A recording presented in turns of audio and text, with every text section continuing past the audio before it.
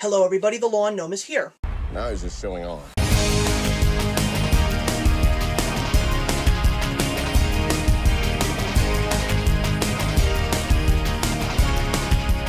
Today we're going to talk about the Stephen Hopkins directed film Race, which is a movie that I was really excited to see. You know that I love movies, but here's a thing that I probably have not mentioned yet on my channel.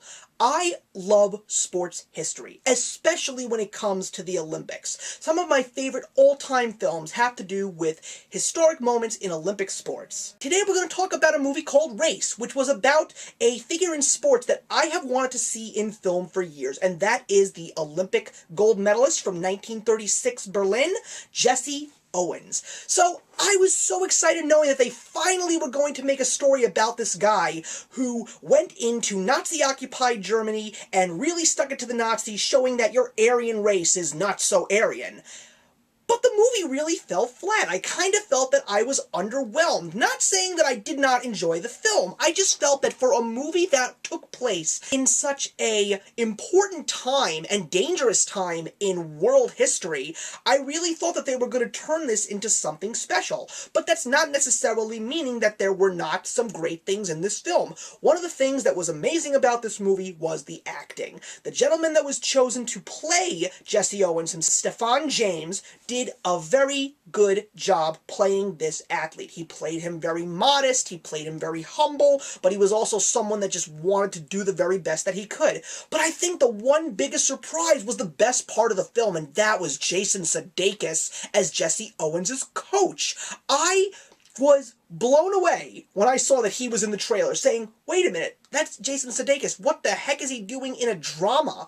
And I understand why, because the character that he played had these amazing, perfectly timed jokes. And if there's one thing that I know about Jason Sudeikis is he has some of the best comedic timing that I have seen, especially when it comes to some of the comedic people in entertainment today. So I totally understand why he was chosen, because he really gave me one of his better performances and definitely one of his most memorable that I would totally recommend to others. Another big positive was that they really got the whole atmosphere perfect. Everything looked so authentic, especially when it came to the college life of Ohio State, the way that the Colosseums looked in Berlin, Germany, and especially when it came to how they were capturing these amazing moments in sports history to show that Jesse Owens really did something incredible at the time was great. I also really appreciated that they even showed Carl Lutz, who was supposed to be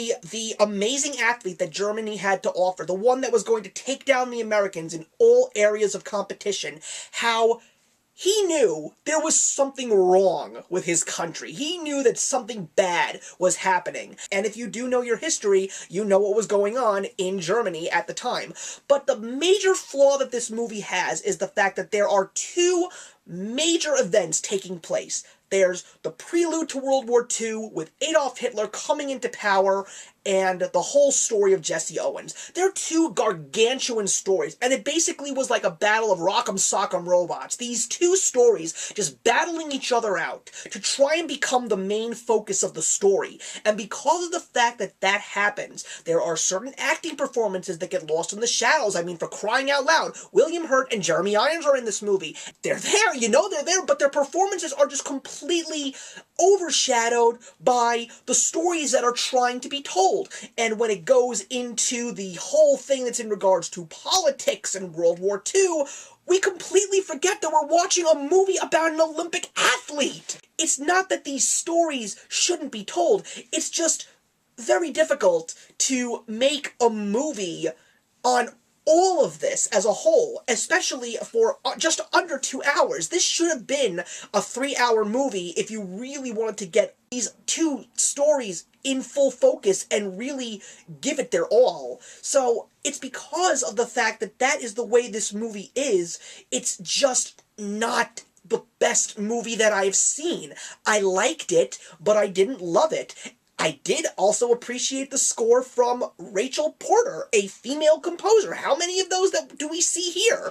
And I appreciate the fact they had a couple of jazz numbers as well as trying to make a very unique score. But again, it's not something that you will remember when you walk out of this movie, because you just get hit with so much story. It's so hard to really place it all and really make a fantastic film out of it.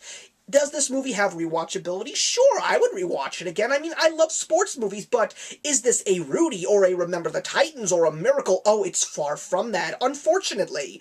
And it's not a movie that I would necessarily rush to buy on DVD. I love my sports movies. So if I saw it like at a Target for $5, sure, I'll go buy it because I would not mind watching it again. It's a movie that I feel is important to see. It's not necessarily a movie you even need to see on the big screen, so if you miss it, you don't lose sleep over it. But I do feel that it is an important piece of history to share with people.